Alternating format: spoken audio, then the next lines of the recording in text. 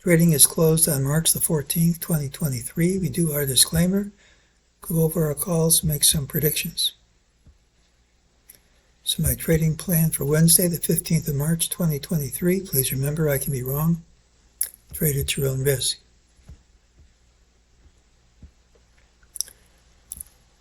Yes, we looked for the pattern today with the early high, which is this. Tomorrow should have the early low.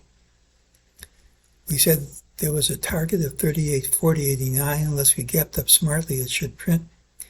I also said because the CPI was coming out, we could gap up smartly. And that's what happened. This is what we said. So we gapped up smartly, no call. We also said this was a negative pattern because we couldn't hold on to these highs. But if we opened up here, that could substitute for this close and all the negativity goes away. And that's what happened. Early on, MEJT said ultimately higher price it would print. They did. Said this drop wouldn't stick. It was false and it didn't stick. There are two things to notice in this chart. We gapped up, hit a higher high, closed under all the highs. It's a negative pattern if it's maintained at the open. If you're a bull, you want to gap and promptly overtake this high. If you don't, we should see lower prices, even if we don't close lower. The other thing is you have a wall into the close. 5 minutes left to trade. You're not only under all these highs, you're even under some intermediate lows. It's a negative pattern if it's maintained.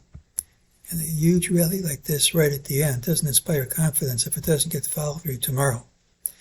It's often panic short covering.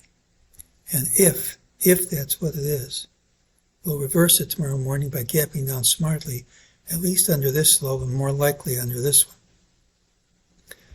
So if you're a bull, you really want to get follow through on this, and if you're a bear, you're going to be rewarded if the opening is weak. The real question here is this a wall with gap? Here's a 24 handle drop in a straight line. We gap up. It's not a sustainable pattern. This gap tends to fill at some point. Often, but not always, it's within a day or so. Then you find support under this low. So if the opening's weak, if it's weak, which we don't know yet, but if it is, there's a good likelihood we'll gap down, at least under this, more likely under this, and very likely by Thursday morning, undercut this low. That's a huge drop if the opening's weak.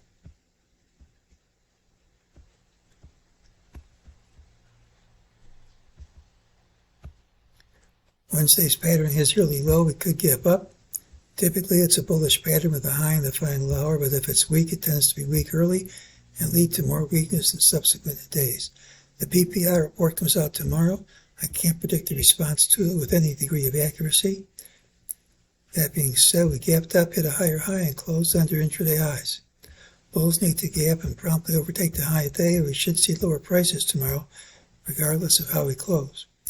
There's a wall into the close that's often, not always, often, followed by gapping down at tomorrow's open.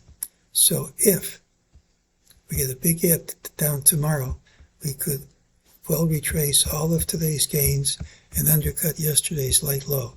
So if the opening's weak, this low could fall.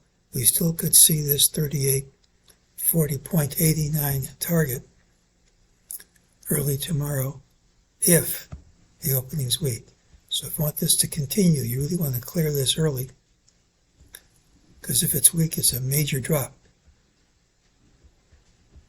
We'll see how we open. It's the pattern with the early low, and that's today's call.